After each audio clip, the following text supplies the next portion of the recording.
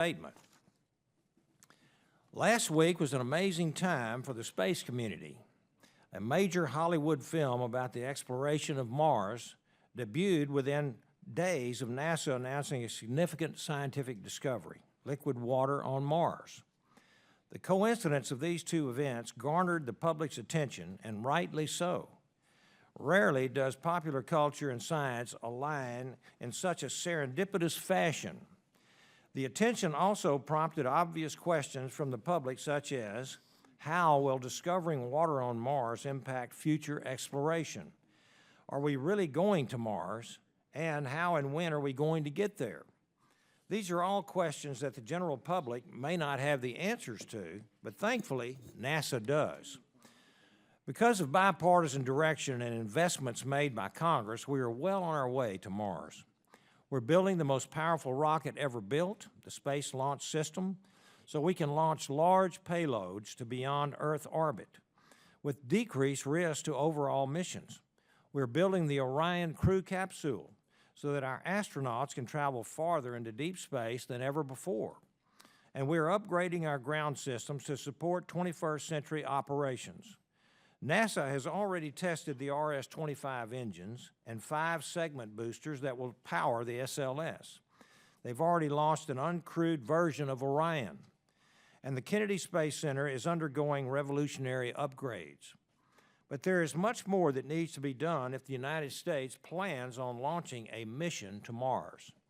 We need to build a habitat module, advanced in-space propulsion, and a lander and ascent vehicle, just to name a few components. Fortunately, we don't have to develop all these capabilities at once. We can develop them incrementally over time. There are also potential opportunities for international and commercial partnerships that could be leveraged as well. The first step on the journey to Mars, however, begins with the development of SLS, Orion, and the related ground systems. Unfortunately, Congress's support has not been matched by the administration. In 2010, the President signed the NASA Authorization Act of 2010 into law, thereby directing NASA to develop the SLS and Orion systems. This piece of legislation was the product of a democratically controlled House and Senate that passed with 185 Democrats and 119 Republicans, demonstrating overwhelming bipartisanship. These programs are critical for the journey to Mars, and yet since 2010, the administration has attempted to cut their funding each and every year. This year alone, the President's budget request contains a cut of $343.5 million for SLS and a cut of $104 million for Orion. All told, the President's budget has requested nearly $500 million in cuts to these programs this fiscal year. This committee's NASA Authorization Act for 2016 and 2017 fully rejects these proposed cuts. And both the House and Senate Appropriations Committees have approved bills to do the same. Even though Congress consistently rejects the administration's proposed cuts year after year, the proposed cuts still have a negative effect on the programs. The annual budget uncertainty that the administration perpetuates impairs NASA's ability to manage the program efficiently on behalf of the taxpayer. At the same time that the administration has been strangling these programs, the NASA workforce has been diligently trying to keep the programs moving by setting up alternative cost and schedule commitments called management agreements.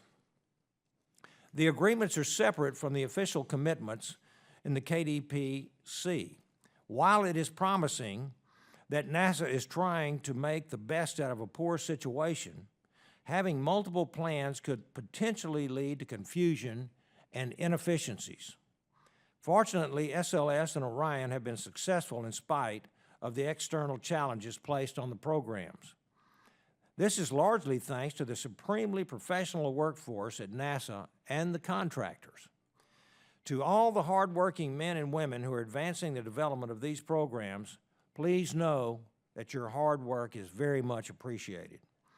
Your work on these programs will inspire the next generation of explorers, maintain U.S. leadership globally, and chart new courses for humanity. Thank you for all that you do. You are the best that this nation has to offer. My hope is that folks across the administration will reverse course and begin to support the SLS and Orion programs and the workforce that makes them possible with the funding necessary to continue their success. SLS and Orion are crucial for deep space exploration and the first steps to Mars. We have two steely-eyed missile men before us today who are directly involved in the management of the human exploration program while they were at NASA. I look forward to hearing about how we can all ensure the success of our nation's human exploration program. I now recognize the ranking member, the gentlewoman from Maryland, for an opening statement. Good morning, and thank